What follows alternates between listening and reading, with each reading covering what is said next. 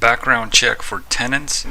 In this video, we're going to go over options that landlords and property managers have at the state level and at the county level to do different kinds of background checks.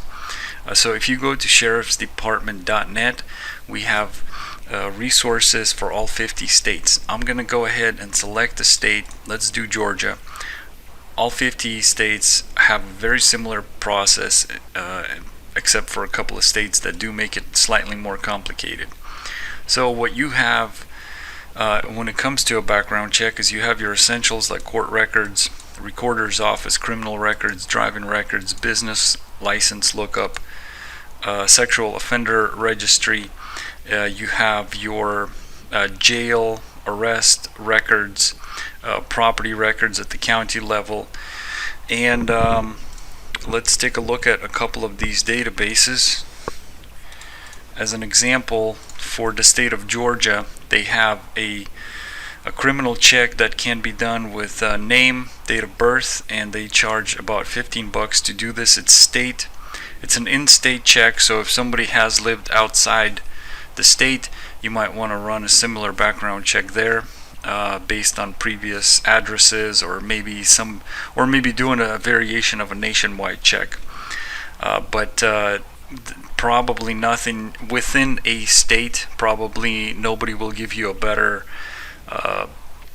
criminal check than the state itself. It's direct, it's official, it's up to date, and people can't just request for records to be removed here unless it's a legal process. Then you have your court records, and you can research anything from traffic tickets to lawsuits to felonies in using court records. So in addition to the criminal records, you're able to see all sorts of other things like evictions. And in the case of Georgia, they have a very centralized system. It has about 175 courts within it. If your state doesn't have that option, you might have to do it at the county level. Or sometimes they'll have a partial statewide search, and then you'll still have to, and then maybe some of the more populous counties will have their own databases.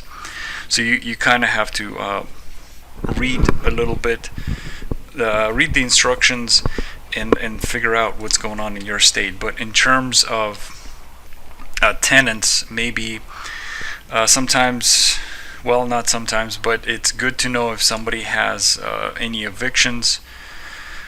And if you go to, we have a special court records page for every state, and it breaks down what the court structure looks like. So you have your lower level courts, and then you have your upper level courts.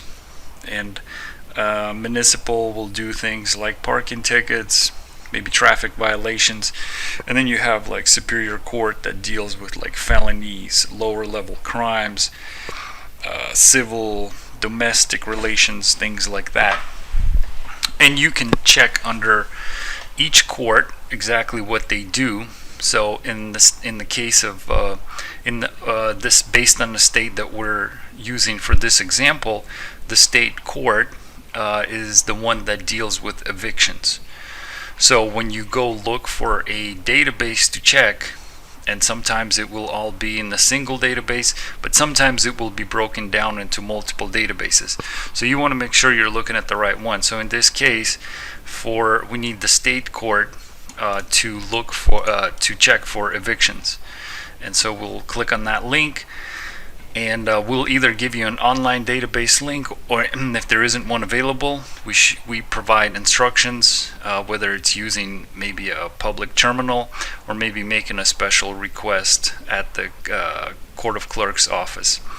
So some other things to check when it comes to backgrounds would be the sexual offender registry, and every state has one.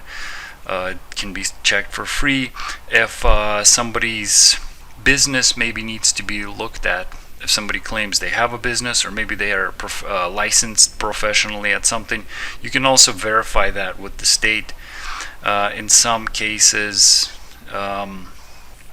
you'll also maybe want to take a look at things like jail records, and the difference, or prison records, and the difference between prison and jail would be anybody sentenced 12 months and over is going to be going to prison. Anybody that gets a lighter sentence under 12 months, they're going to stay at the county jail.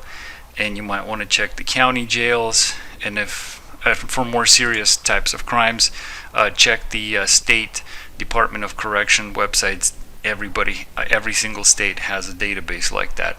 So I'm going to go ahead and leave a link to sheriffsdepartment.net in the description. You can also type it into your browser and come on down and see if we can help you with anything.